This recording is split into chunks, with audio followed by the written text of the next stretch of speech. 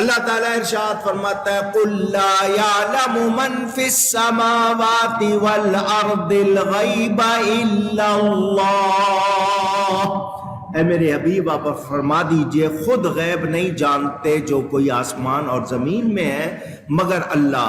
وَمَا يَشْعُرُونَ أَيَّانَ يُبْعَثُونَ،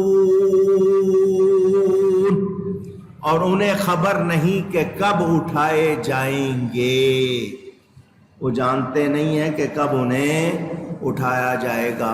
اب حضور صلی اللہ علیہ وسلم ایک ایک بات کی خبر دے رہے ہیں یا نہیں دے رہے؟ میرے والد صاحب کی کتاب راہ عقیدت کے آخر میں اللہ والوں کی باتیں، بڑی پیاری پیاری باتیں، ان میں ایک واقعہ ہے۔ ایک نوجوان شخص طواف کر رہا ہے کعبے کا، رو رہا ہے، بڑا خوبصورت ہے، جوان ہے۔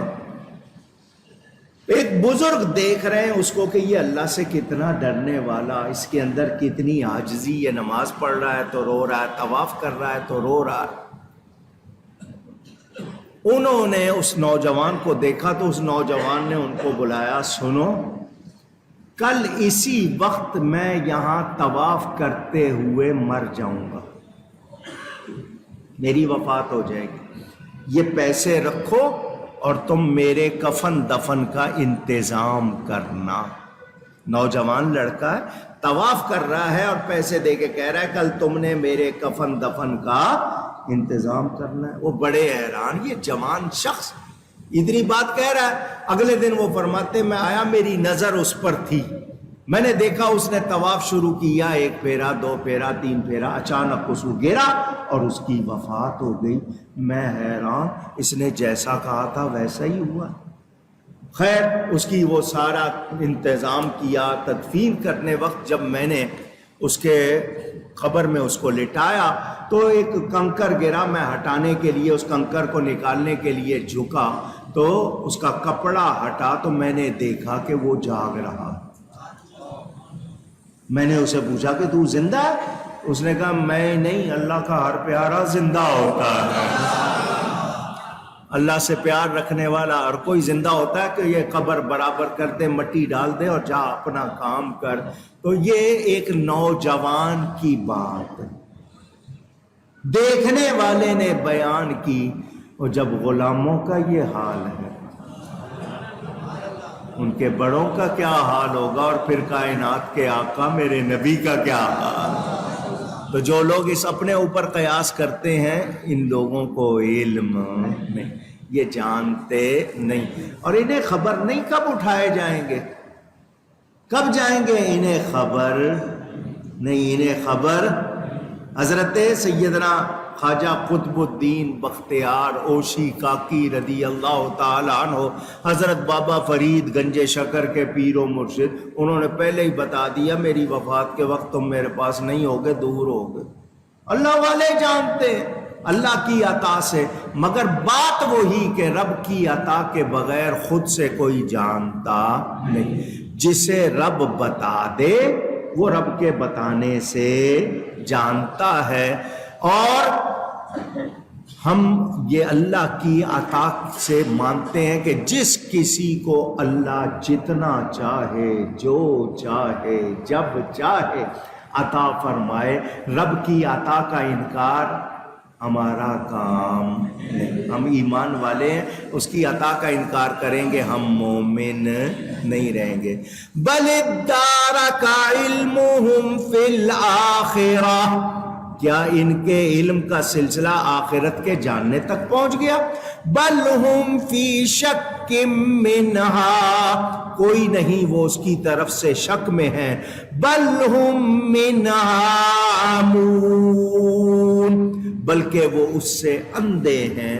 یہ بیان جاری ہے انشاءاللہ، باقی تفصیل آئندہ جو میں بیان کروں گا۔ پتہ کیا چلا، ظاہر کیا ہوا، مجھے اور آپ کو جان لینا چاہیے میرے رب کے سوا کوئی عبادت کے لائق جتنا زور ہے اس سے کہیں، عبادت کے لائق صرف اور صرف اللہ کی ذات ہے۔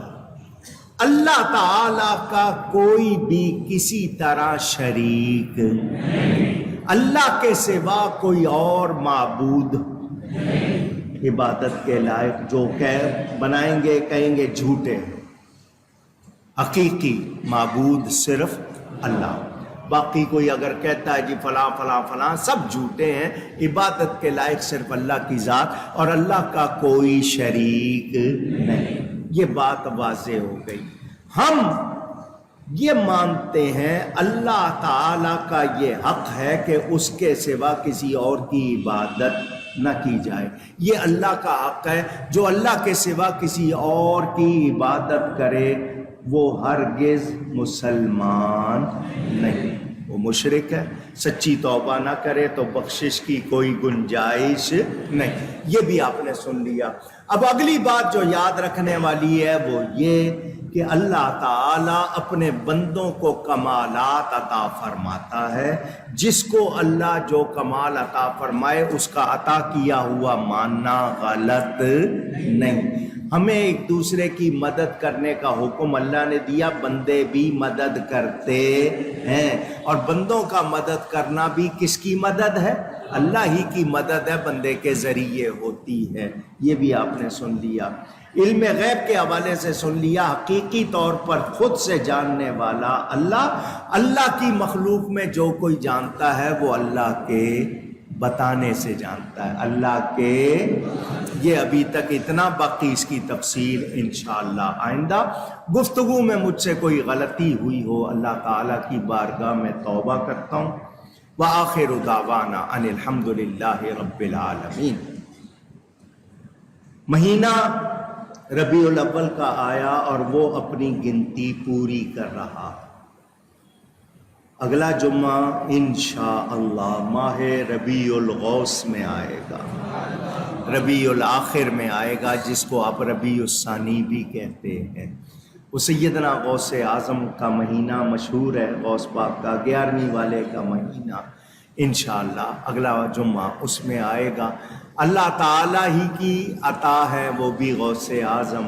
تو ہم نے نبی پاک صلی اللہ علیہ وسلم کی ولادت کا جشن منایا، اب اگلے مہینے انشاءاللہ 11ویں شریف وہ منائیں گے۔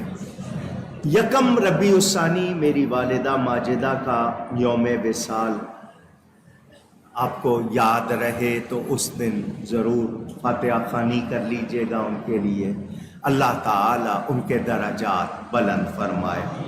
ان کا عرس شریف اور خواتین کا سالانہ میلاد جو ہمارے ہاں مجلس خواتین ہے، اس میں ہر سال وہ میلاد شریف کا سلسلہ ان کے ہاں ہوتا ہے۔ بچیاں سارا سال محنت کرتی ہیں، ہر مہینے درود شریف کا حلقہ ہوتا ہے ان کا، تو وہ مل کر پھر میلاد شریف بھی اور اسی میں والدہ کا عرس بھی ہوتا ہے۔ تو وہ انشاءاللہ آئندہ ہفتہ، ایک تو کل ہفتہ ہے نا، اس سے اگلا ہفتہ جو ہے اس میں وہ میلاد شریف کا پروگرام صرف خواتین کے لیے۔ ٹائم لکھا جاتا ہے 10-11 بجے کا، کیونکہ آتے آتے دیر عصر سے پہلے ختم کرنا ہے، ظہر عصر کے درمیان ان کا پروگرام، تاکہ مسجد میں مرد حضرات نہ ہوں، عورتوں کی آواز وہ نہ سنیں۔ تو یہ ان کا وہ پروگرام ہوگا، صرف خواتین آئیں، اور احتیاطی تدابیر، کیونکہ کورونا کو پھر پھیلایا جا رہا ہے، سازش دوبارہ وہ برتی جا رہی ہے، تو باہر نکلیں ماسک پہنیں، احتیاط کریں، اپنی جان کی حفاظت کریں۔ چھوٹے بچوں کو بالکل خواتین لے کر نہ آئیں، اور لڑکے تو بالکل بھی نہ لائیں، کیونکہ وہ آ کے پھر یہاں تماشا کرتے ہیں، کھیل کود کرتے ہیں۔ تو صرف خواتین آئیں، میلاد شریف میں برکت حاصل کریں، اللہ تعالیٰ خیر فرمائے۔ جو ہستیاں انتقال کر گئیں، حضرت مولانا محمد عبداللطیف صاحب چشتی الازہری جرمنی میں ہوتے ہیں، ان کے سسر محترم حاجی نور حسین صاحب انتقال کر گئے۔ حضرت مولانا سید محفوظ الاقشا صاحب کے بڑے بھائی بورے والا وہ انتقال کر گئے۔ بشیر میمن صاحب مسجد کے پڑوسی، ان کے والد انتقال کر گئے۔ اور جتنی ہستیاں جو بھی جہاں ایمان کے ساتھ چلے گئے، اللہ ان سب کی مغفرت فرمائے۔ ہم سب کے لیے دعا کرتے ہیں، جو بیمار ہیں اللہ تعالی ان کو شفا عطا فرمائے۔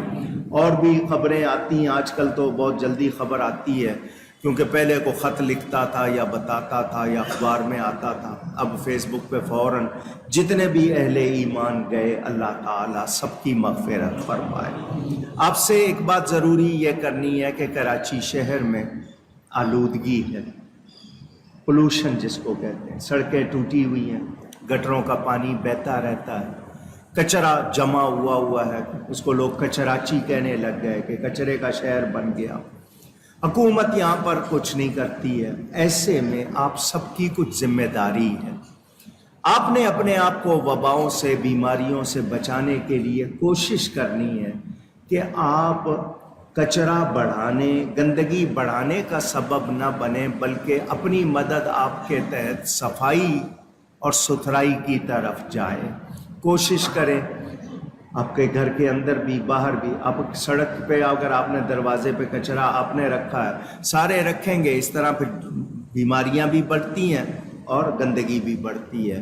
تو ہم کچھ نہ کچھ تو ایسا کریں کہ ہمارے ماحول سے گندگی دور ہو، جتنا ہم کر سکیں۔ لازمی بات ہے پورے شہر کا ہم نہیں کریں گے، اپنی گلی کا ہی ہم کر لیں تو کچھ بہتر۔ ایک جگہ کچرا جمع ہو تاکہ گاڑی بھی آئے اٹھا لے۔ اب آپ ٹیکس تو آپ سے پورا لیتے ہیں، بل آپ سے پورے لیتے ہیں، چیزیں فراہم نہیں کر رہے، اللہ ان کو ہدایت دے۔ لیکن اس وقت جو موسم بدلتا ہے اکثر لوگ فلو کا شکار، کھانسی ہو رہی ہے۔ اب جس کو کھانسی ہو رہی ہے کسی نے ماسک نہیں پہنا ہوا، کیا کریں؟ اب اس کی کھانسی کے جراثیم دوسرے کو جا رہے ہیں، آپ لوگ خود ہی نہیں پرواہ کر رہے۔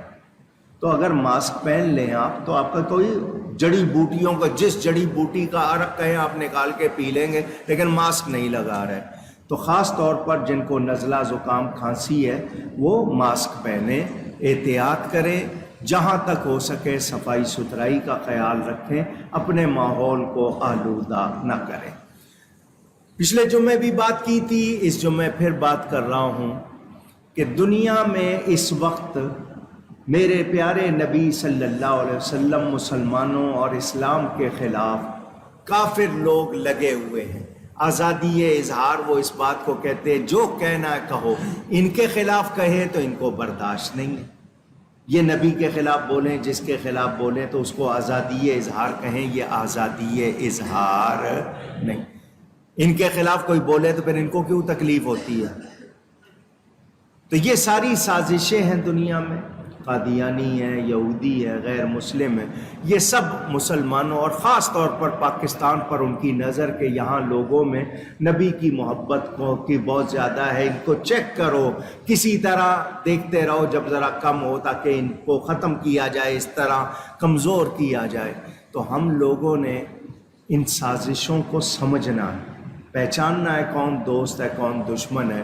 آپ کے پاس سوشل میڈیا، اس میں نبی کی زیادہ سے زیادہ تعریف کی باتیں، حضور کا ذکر، اپنے ارد گرد احتجاج کرنا ہے، لیکن کوئی توڑ پھوڑ، تخریب کاری، فساد، یہ ہمارے کام نہیں۔ ہم نہ آگ لگائیں گے، نہ گھیراؤ کریں گے، نہ جلاؤ کریں گے، ہم احتجاج کریں گے، اور جو سچی بات اپنے نبی کی تعریف کریں گے وہ ہم نے کرنا ہے، اور اس معاملے میں کسی نے کمزوری نہیں دکھانی۔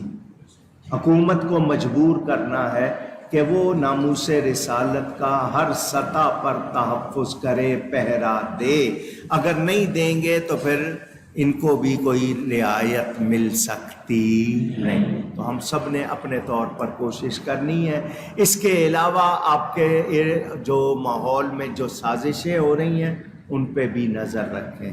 قادیانی پوری طاقت سے لگے ہوئے ہیں طرح طرح کے شوشے چھوڑنے، کبھی علماء کے خلاف، کبھی پیروں کے خلاف، آپ کو لڑوانا کہ علماء اور پیروں سے تعلق ختم ہو جائے۔ جب تعلق ختم ہو جائے گا حرام حلال کی پرواہ ختم ہو جائے گی، پھر لوگ اپنی مرضی کریں گے، وہ یہی چاہتے ہیں۔ تو ہم نے سازشوں سے آگاہ رہنا ہے اور کسی سازش کو پنپنے نہیں دینا۔ ہم نے نبی کا ذکر ہی کرنا ہے، اللہ کے ہر پیارے سے محبت کرنی ہے، جتنا کوئی دبانے کی کوشش کرے اتنا زیادہ کرنی ہے، ٹھیک ہے؟ تو آپ باخبر رہیں، صاف ستھرے رہیں، اور اگر ضرورت پڑے تو دیکھیں اگر کورونا جو لاک ڈاؤن کی صورت دوبارہ آتی ہے بالفرض تو احتیاط کریں، لیکن برائے مہربانی آپ لوگ ماسک کا استعمال ضرور کریں، اس سے آپ 60% اس وائرس سے بچ جاتے ہیں۔ آپ کو لگا ہوا ہے تو دوسرے کو نہیں جائے گا، دوسرے کو لگا ہوا ہے تو آپ کو نہیں آئے گا۔ احتیاط کریں، اس میں آپ شرمائیں نہیں، نہیں جی کوئی نہیں، ایسے ہی کورونا ہے، وہ لگایا ہوا ہے انہوں نے، اب وہ قدرتی آفت نہیں ہے، انسان کی سازش ہے تو وہ بڑھا رہے ہیں نا، تو آپ نے احتیاط کرنی۔ اونچی، ذرا اونچی، نہیں آپ کے ارادے نہیں لگتے، احتیاط کرنی۔ تو آپ ماسک بھی پہنیں، جو غذا کا ہے معاملہ احتیاط کریں، بچوں کو بھی احتیاط کروائیں، خواتین کو بھی۔ اللہ تعالی ہم سب کو توفیق عطا فرمائے۔ نئی کتابیں آپ کے سامنے وہاں اسٹال پہ موجود ہیں، خود پڑھیں، دوسروں کو پڑھائیں۔